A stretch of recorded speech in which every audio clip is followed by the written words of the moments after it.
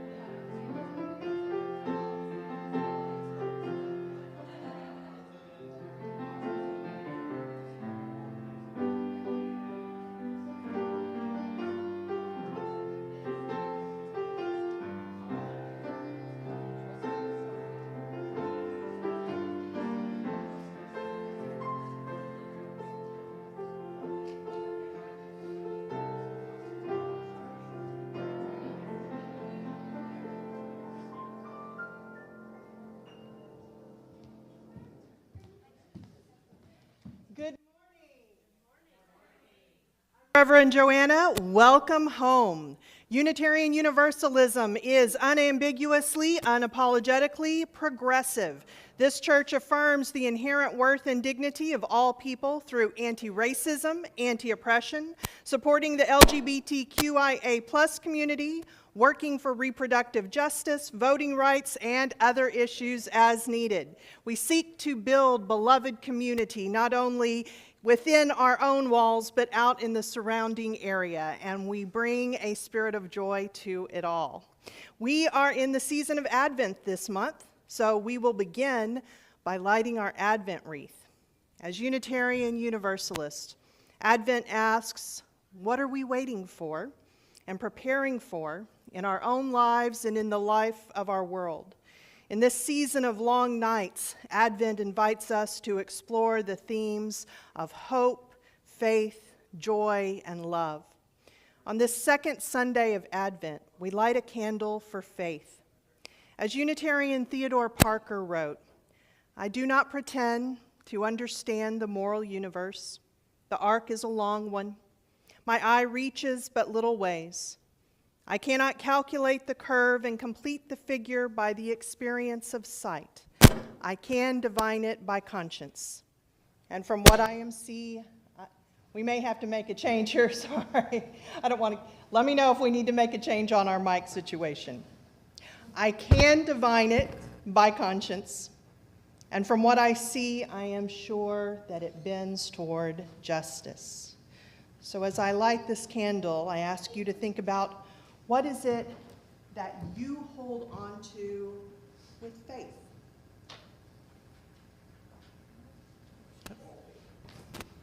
That's not symbolic. Even as Unitarian Universalists, it is important for us to have faith.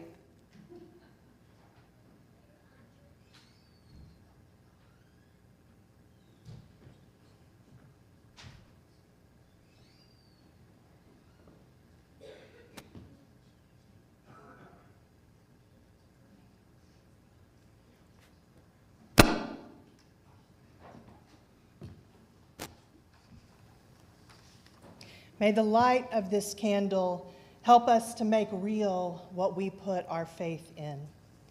It is again so good to be together again this morning. Would you please rise either in body or in spirit for our opening hymn, number 255, There's a Star in the East.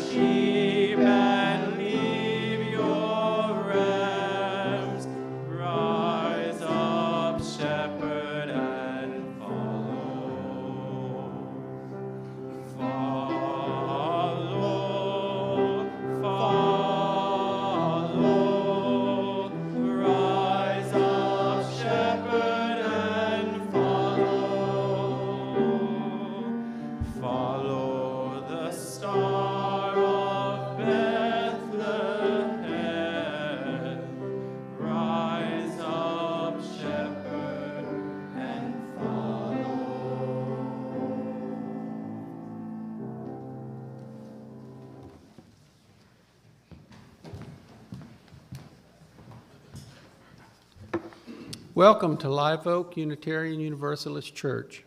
My name is Mark Anderson, and one thing I love about Live Oak is my church family. I'd like to welcome any guests we have today. If this is your first time here, please stop by the visitors table so that we can meet you and answer any questions you might have. As part of our mission, we want to enhance the connections between each of us and also with the outside world. You can stay connected with everything happening at Live Oak through our weekly email newsletter. There's a link on our homepage. And during this worship service, there's no need to put your phone away. We encourage you to post on social media things you hear today, maybe even an invitation for a friend to join you next week. And now for our chalice lighting. Today, our chalice at Live Oak is being lit by Conrad Mulling. And now, here and at home, let us light our chalices with these words by Eric Heller Wagner. Blessed is the fire that burns deep in the soul. It is the flame of the human spirit touched into being by the mystery of life. It is the fire of reason, the fire of compassion, the fire of community, the fire of justice, the fire of faith. It is the fire of love burning deep in the human heart, the divine glow in every life.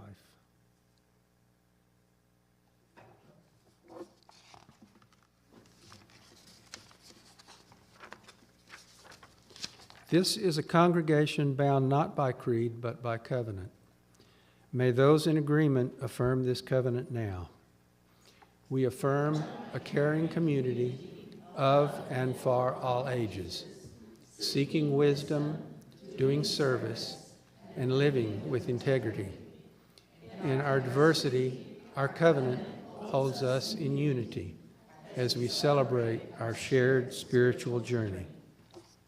And speaking of covenant, it is a special day in the life of our congregation. We are being transformed as we welcome in new members who are going to bring new ideas, new desires, new energies, and new opportunities to us. And we are going to share our ideas, desires, energies, and projects with them. Our covenant securely grounds us, but it also resonates with new life.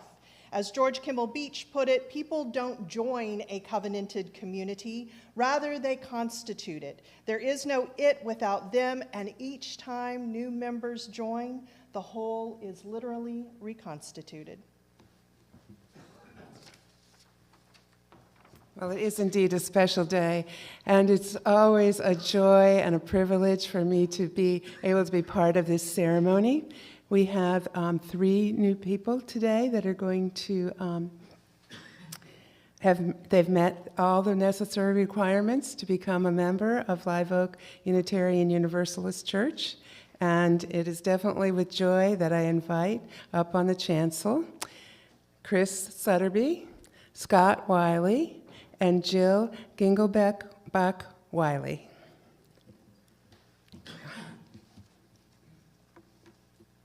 Welcome. Today, the identity of all of our members, old and new, is changing. This congregation gets a new identity because you, who are joining us up here, you can come over here, y'all are going to change us. We are now your church. And you change because you will now add "and a member of Live Oak" to who you are. Simply put, with these promises we make to each other, you become ours and we become yours. Will the members of the congregation please rise in body or in spirit and join me in our words of commitment? We, the members of Live Oak Unitarian Universalist Church, welcome you into membership. We promise to walk along with you in your spiritual journey, to work together with you to strengthen this liberal religious community, and to make our vision for a joyous and peaceful world come alive. You may be seated. And new members, will you say your words? We pledge with our hands and hearts to contribute to the common good of this liberal religious community and to join in the spirit of love, reason, and freedom that we find here. We join you in the missions to embrace joy, enrich connections, and encourage growth and empower dreams. So I hope that you will have a chance to meet all of these wonderful new members after the service, and if not, be looking in the newsletter, because I hope in an upcoming newsletter you'll see a little biography of them. Okay, Let us welcome these new members into our fold. Let us give them the best of our tradition, who we have been and who we are today. But let us also open ourselves up to the ways in which they are going to teach and transform us and share in the construction of the community that together we are becoming. Neither churches nor members are perfect. If you hang around here long enough, one of two things, and possibly both, may happen to you. Eventually, the church may disappoint you, and there may be a time when you may disappoint the church. A time may come when we fail to act or respond to something that you are sure that we should have. A time may come when you can't do something that the church asks of you. And it's not that what happened isn't important. It is. But what is most important is what happens next. As long as we live in a covenanted community seeking right relationship, our commitment to each other will be strengthened and we will grow as individuals and as a healthy community. So we have a small gift bag for each of you, and inside your gift bag you will find a small chalice. Because at Live Oak, it's important that what happens here does not stay here. And we hope that you will find ways to keep your chalice burning bright in your home and in your heart. So if you'll go to the right, our wonderful membership team has your little gifts, and the rest of us are going to give you a heartfelt applause. Yay.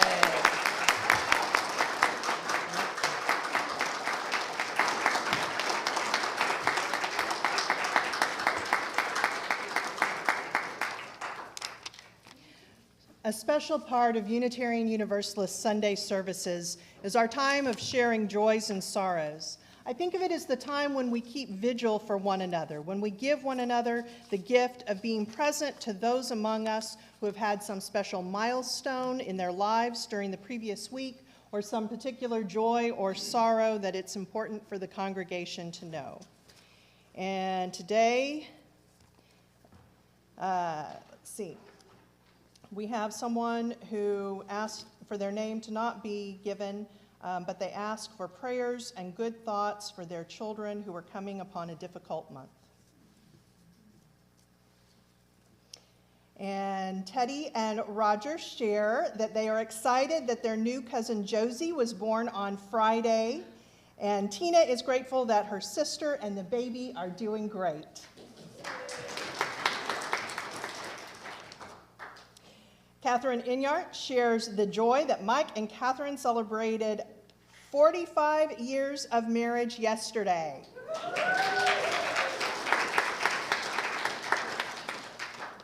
And Reverend Joanna shares, today is my mother Jacqueline's 92nd birthday. See you later, Mama. Often what is heavy on our hearts are our own fears that we have fallen short. We know that we have left undone those things which we ought to have done, and we have done those things which we ought not to have done. May we have the courage to be honest with ourselves, the willingness to make amends, and the compassion to accept forgiveness from others and from ourselves, trusting in the assurance that imperfection is expected, and love is the guiding and healing force with which we can align our lives.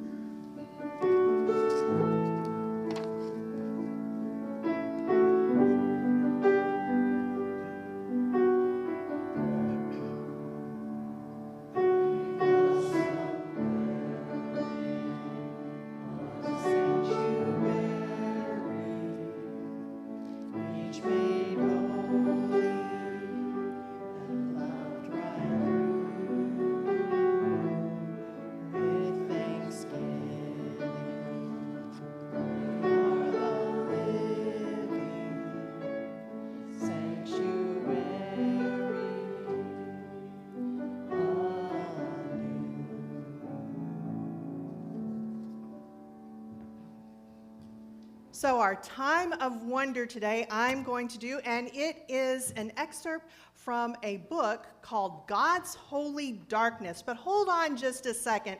Let's start with that first word up there. Boy, it's the microphone. What are some other, because not everyone uses the word God, right? Not everyone finds that word to be helpful. Others do, and we are a big tent congregation where we have people with a lot of religious diversity here. You know what? I'm just going to turn this off, and we're just going to do it old style from the pulpit today. So, Mike, if you'll turn on the pulpit mic. So, what are some words for God?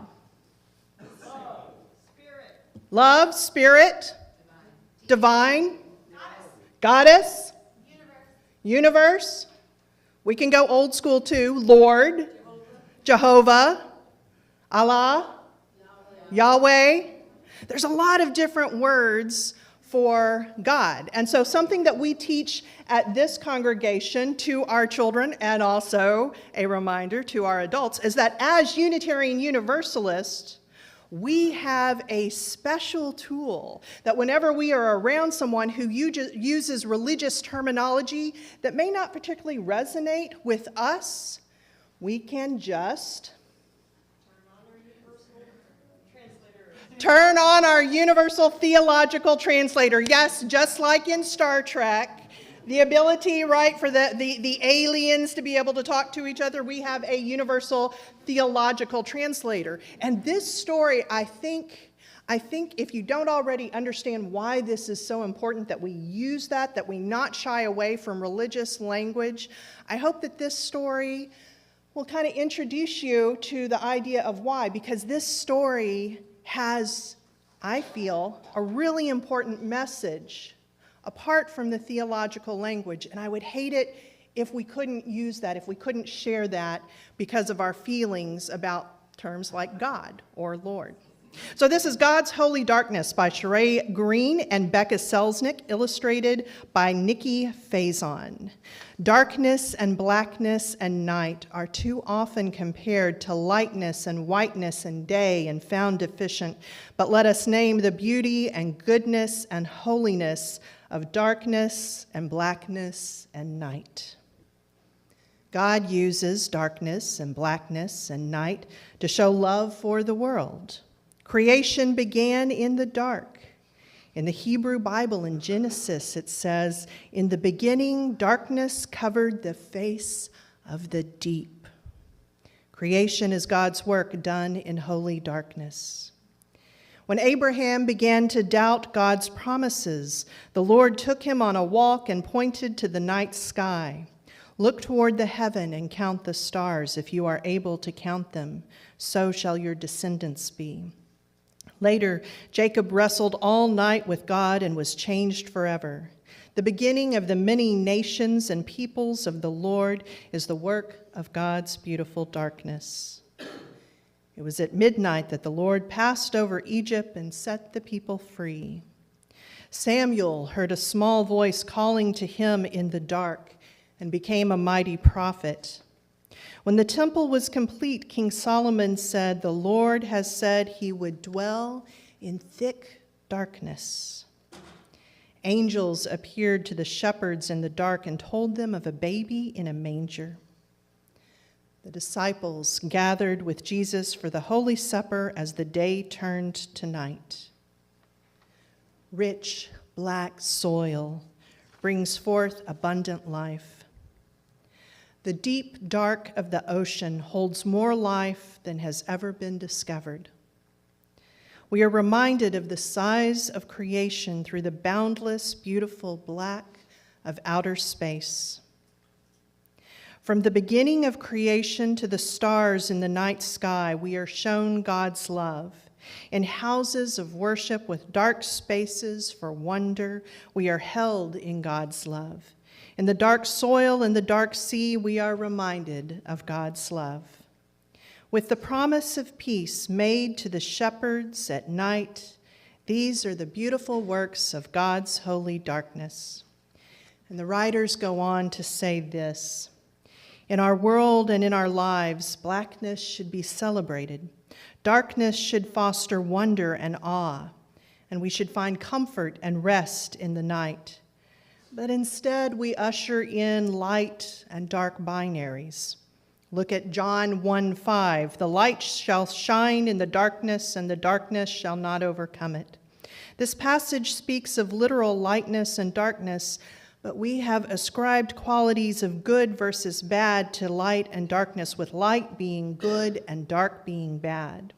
With the construct of race, these attributes were given to people with light-colored skin, white, and people with dark-colored skin, black and brown. But we are called and always have been called to disrupt this binary thinking and ultimately disrupt and dismantle the systems that value lightness over darkness, whiteness over blackness. Thus ends our story.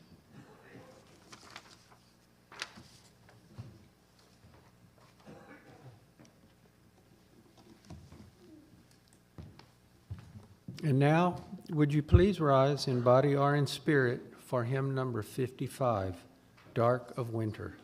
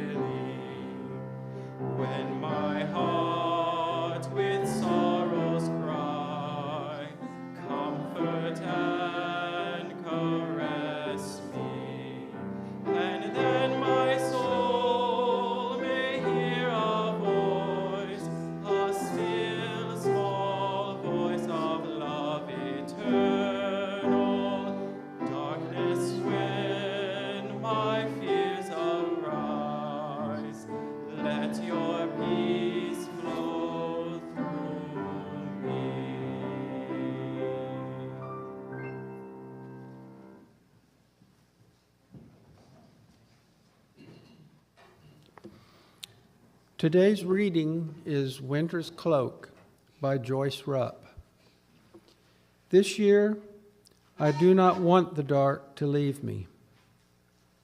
I need its wrap of silent stillness, its cloak of long-lasting embrace. Too much light has pulled me away from the chamber of gestation. Let the dawns come late. Let the sunsets arrive early. Let the evenings extend themselves while I lean into the abyss of my being. Let me lie in the cave of my soul, for too much light blinds me, steals the source of revelation. Let me seek solace in the empty places of winter's passage, those vast, dark nights that never fail to shelter me.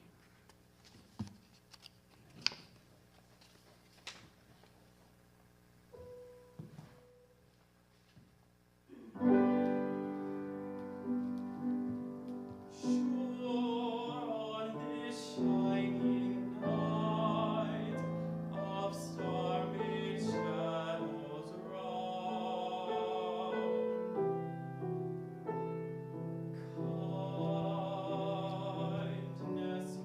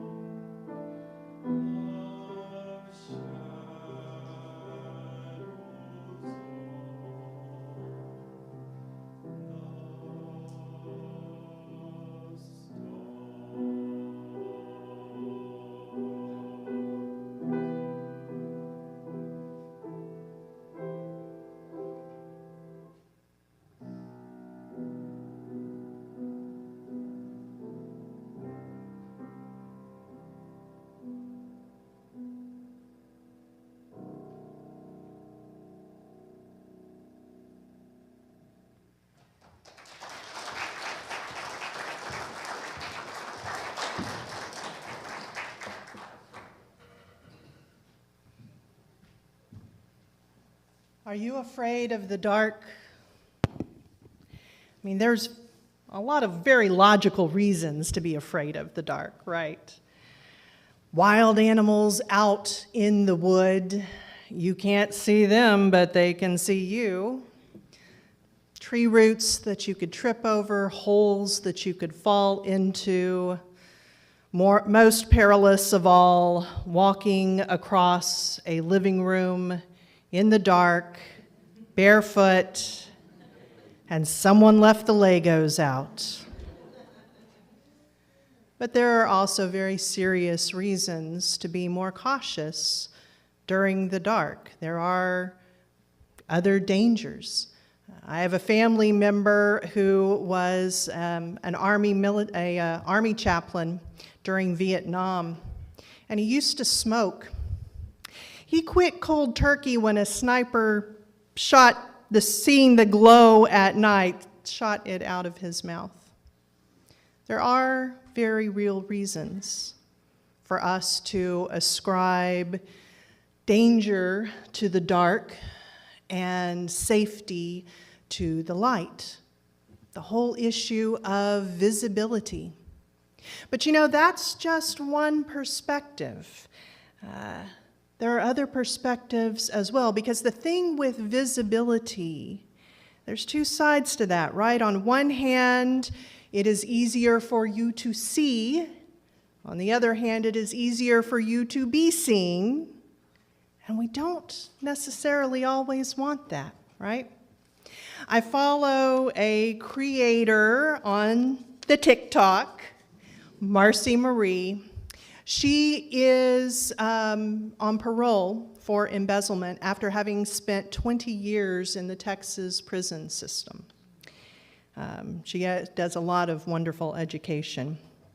But a few months ago, she wrote this: I never got to be in the dark in prison. There are always safety lights on, and outside the security lights are comparable to stadium lighting. Tonight I swam until the sun was gone, and the freedom feels just fabulous right now. Darkness can also mean freedom. Darkness can also mean safety. We have so many associations that go along with words around lightness and darkness and sight. I mean, just think of, things that we say around sight. Unthinking, we say, I see, right? And we don't actually mean I literally see. Words around sight are also used as synonyms for comprehension, for understanding, for having knowledge. And the reverse is true too. When we say that someone is blind to something, we usually mean that they are being accidentally or willfully ignorant of some bit of knowledge. When we talk about keeping someone in the dark, we're talking about keeping some sort of information away from them. Now, we use imagery, we use metaphor in all of our language. This is, frankly, words are a difficult way to communicate sometimes. Does anyone else have that issue? And yet they seem to be what we have for the most part. But I'm thinking about my usage of some of these words, because no matter what the intent of our language, sometimes the impact can be ableist and can be racist. The thing with having a disability of some type is that so often so many other things are attached to that without your willingness. It is assumed so many times for so many disabilities, so many physical disabilities, that also means that you are less smart, that you have less agency. This is an issue all the time. If you are with someone who has a disability, they will often, and you do not, or you do not have a visual disability, people will send their questions to you rather than talking directly to the person. So I'm just thinking about this, and I'm thinking about my word choices and when I want to try and put a little more effort into them. Now, the issue about race and language, this, again, there are metaphors and there is imagery around lightness and darkness, and it is for good reason. You know, that there is something about the dangers of the dark. There is something about being able to see when the sun comes up, and I think that it resonates with us. But as the writer of our children's story said, and others have, that has then, with the construct of race, been attached to people as well. As Black Unitarian Universalist educator Jackie James writes in Been in the Storm So Long, she says, black male, black list, black mark, black Monday, black mood, black hearted, black plague, black mass, black market. Good guys wear white, bad guys wear black. We fear black cats and the dark continent, but it's okay to tell a white lie. Lily white hands are coveted. It's great to be pure as the driven snow. Angels and brides wear white. Devil's food cake is chocolate. Angel's food cake is white. We shape language and we are shaped by it. In our culture, white is esteemed. It is heavenly, sun-like, clean, pure, immaculate, innocent, and beautiful.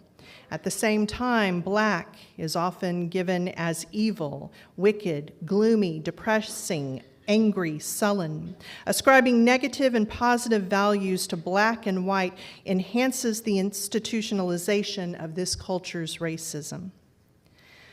Am I saying that I think we should all never use terms that might be ableist, or we should never use words around light and black imagery? Number one, I don't think it's possible. Number two, I think that there, especially with the visioning of light breaking through the darkness, I think that there is something very powerful in that. But for me, I'm just trying to not be lazy. I'm trying to think of when I can make substitutions. For instance, I will, often when we make these substitutions, we can actually get better at communicating. We can get better at being specific. And so rather than saying, well, I have a dark sense of humor, I might say, depending on the context, I have a morbid sense of humor, or I have a twisted sense of humor, or I have a snarky sense of humor. All of these are true, by the way. And the thing is, to me, it is worth it to take the time and try and think of alternate words just on the chance that in some minuscule way, I am helping to shape our culture and our attachment to implicit biases in some very tiny way. Again, I also think that there is a value, in talking in metaphorical language. This often is how we communicate on a very deep level, trying to explain things kind of like the word God, right? Trying to explain things that we don't fully have the words for, but we're trying to impart an experience, right? Like a sunrise into a dark sky that cries to be blue, to quote one of my favorite poems, Say Yes, by Andrea Gibson. And I'm also trying to take the advice of Unitarian Universalist playwright Matricia Montley, who writes, value the dark. Sit in the dark, alone or with others, and think about the importance of darkness. Bless mushrooms that grow in the dark and honeysuckle that sends its luscious scents into the night. Be grateful for the darkness that soothes us to sleep, the darkness that animals require for hibernation. Give thanks for sheltering dark places, the rich earth where seeds germinate, the caves that harbored our ancient ancestors and where some of our sun gods were born, the cellars that keep us safe from tornadoes, the wombs that provide our first nourishment. Acknowledge the darkness of suffering, which can deepen our appreciation of life and strengthen our connection to one another. I think there's something very primitive buried in all of us that calls for us to gather with others to watch as the darkness comes. And our very insightful, see there I'm using vision words again, but our very insightful director of Lifespan Faith Development, when we were talking about what does our congregation need right now, she said, I think we need to gather people around a fire pit. There is something ancient in doing that, and she was exactly right. We did this the Friday before Thanksgiving, and there was something so powerful in it. We started out in the daylight, and then the darkness came in, and it fed something in me, and I think it did for others who were there. I mean, the s'mores were great too. Like, let's keep it real. I feel like there was some little bit of my soul that got a little bit of healing that night from the loneliness and the isolation of these past 2 years. This is something that people have been doing since the start of humanity, gathering together. And there's something about darkness and lightness. It's not about the lightness overcoming the dark. It's about the relationship that the two have together, right? We're coming up now, or we are in the season of Advent, and this is the time since ancient times when people have gathered together, have approached and often embraced the darkness, and especially that relationship between light and dark. Think of all the things that we do at this time that require both. Christmas lights in the daytime are not very impressive, right? They're kind of ugly. But at night, does anyone else go out driving around looking at the holiday lights? Yeah. It's been very interesting to me in my family. For those who don't know, I have 4 kids, most of them grown, on their way to being grown. And out of all of our holiday traditions, like this is the one that even as they grew up and moved away, when they come back home, they say, okay, but when are we going to do our Jingle Bell sleigh ride? That's what we call it. There's something about being together as a family in the dark, driving through the dark streets and seeing those lights, lighting the menorah, lighting the Advent candles. And so I invite you during this time to think of your relationship with darkness, to step into it, to become one with the darkness. I know we are so busy right now, but even if you only can do it for half an hour, one night, leave your cell phone in the living room, go outside, take a blanket, maybe something delicious to drink, and just sit outside. Someone asked me recently, well, what does spirituality mean anyway? And I answered that I think that it's all about connection. You know, it's a connection to something larger than ourselves, which some people call God, some people call the universe, some people call love. It can also be a connection with something deep inside ourselves when we get off of autopilot and we sit there in the darkness and feel a communion, perhaps with all of the humans that have existed going back for thousands of years who, just like us, as the winter approaches, sit in the dark and think of the things that are most real and most true and most beautiful. I hope that you take the time to embrace the darkness.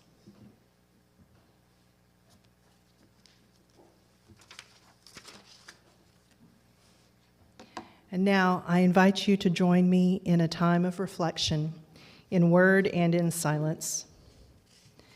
This is a prayer at winter solstice by Laura Bogle. Creative spirit of life, God whose energy is love, you are the gentle darkness cradling us at our beginning and at our end. You are the light that slowly awakes in the morning and ebbs out at the close of day. You are the rhythm of time and seasons. You are the seed and the ground. You are the force of life that transforms the seed into plant and fruit. You are the earth that receives all and returns all to life again. As we approach the longest night, let us simply settle in the dark, be with what is true, and wonder at the miracles that happen here.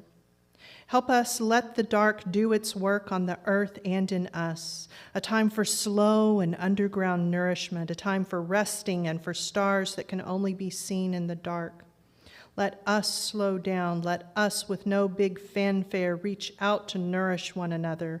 Let us rest. Let us look out for twinkling lights in the sky to show us the way. If we can stay long enough here in the dark, we will also be ones who wait with faith, who know that no birth and no season can be rushed. If we can stay long enough here in the dark, we might feel the light growing day by day in ourselves and one another. Help us let the dark do its work, as necessary as the light, while we wait with expectation for another season of growth and change on this earth and in our lives, transforming love, the force of life flowing again through all. Help us let the dark do its work on us. And let's hold that for a moment together in sacred stillness.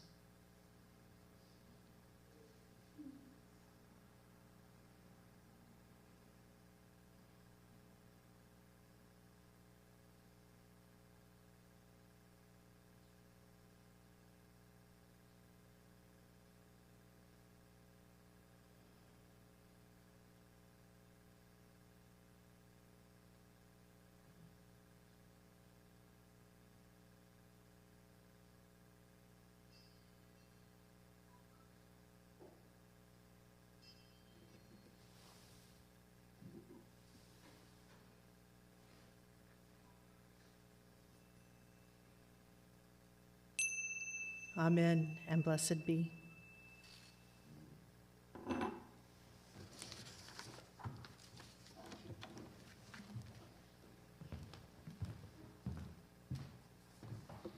We are the tradition of the Free Church. Our church and our community outreach are supported not from an outside source, but from within. Generosity, therefore, is one of the spiritual values we recognize as central to our personal and institutional well-being. We share what is offered every week with an organization that upholds our Unitarian Universalist values. This month, we are helping to empower the dream of Lone Star Circle of Care to provide quality medical, dental, and behavioral health care to Central Texas residents regardless of income or insurance. May an offering be received in gratitude and love.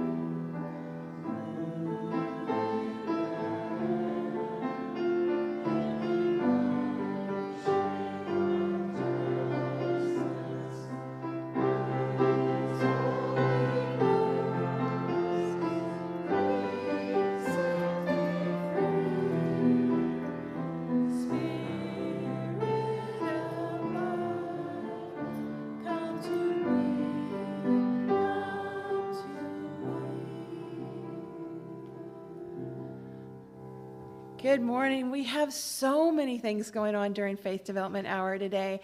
I'd like to invite you in the adult RE room. Tim will be hosting and facilitating Voices from the Movement. It starts promptly at 11 o'clock. And then in the fellowship hall today, you'll find there's 6 different activities, and I call it the make and do. You make one for yourself and you make one for the church. And as we put up the trees and we hang the greens, we'll decorate with the ornaments that we're making in the fellowship hall. So I invite you to engage in activities, engage in hanging of the greens, and come together in community and in spirit and have a lovely time.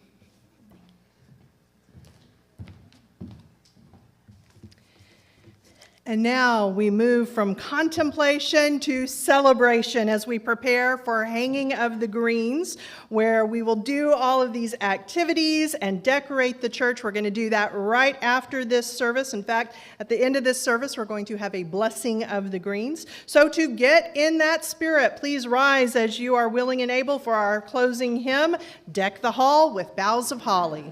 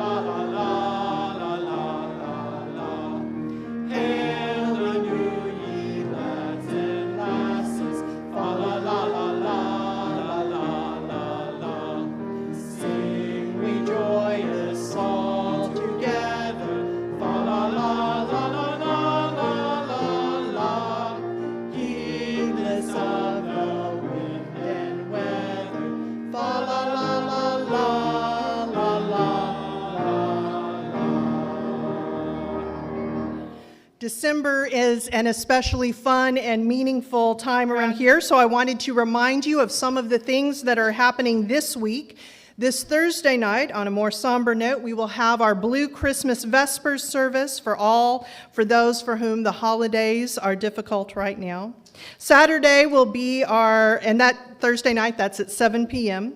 Saturday will be our Selfies with Santa Holiday Festival, with free photos with Santa, bring your own camera, a bake sale, and a craft fair. That is from 10 to 2 on Saturday. Sunday is our no rehearsal pageant for all ages. That's at the worship time at 10 a.m., followed by the congregational meeting.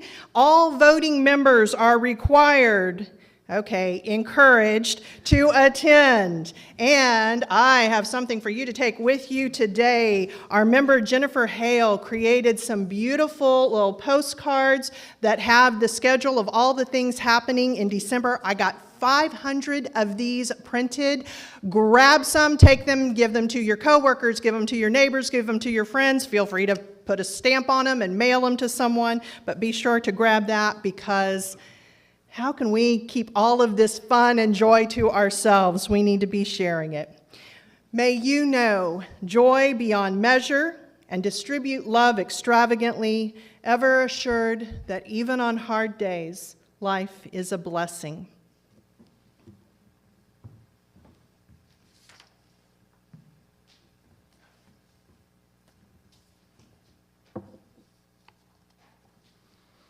Let us say these words to each other. We extinguish this chalice flame, daring to carry forward the vision of this free faith, that freedom, reason, and justice will one day prevail in this nation and across the earth.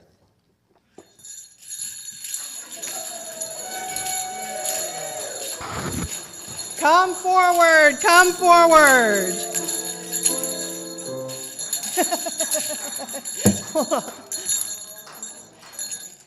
And now, our blessing for the hanging of the greens. And we have even more coming. Thank you so much, magic elves. This is the season of anticipation. We make lists and check them twice for holiday dinners, presents, special gatherings.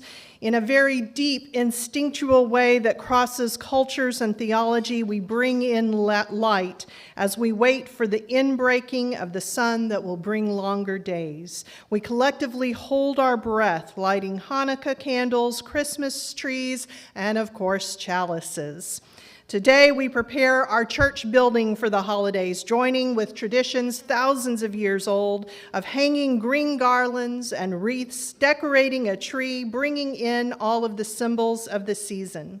So let us at the same time prepare ourselves for the holidays, joining with traditions thousands of years old, so that we may live out our highest values, finding peace and joy during a time that can be filled with stress, expectations, and conflicting emotions.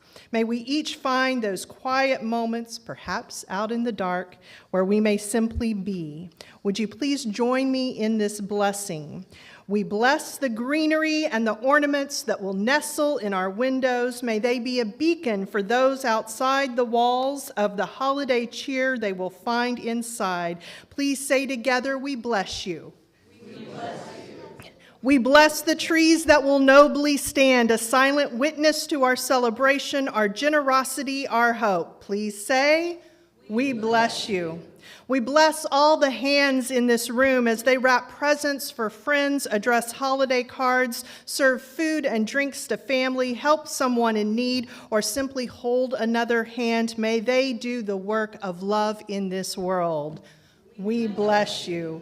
And lastly, we bless each other. May we see the miracle that each person here is. May our hearts be open to the wonder and the magic of this time of year, and may we each feel deeply and profoundly loved. Say it to each other. We bless you. Amen and blessed be.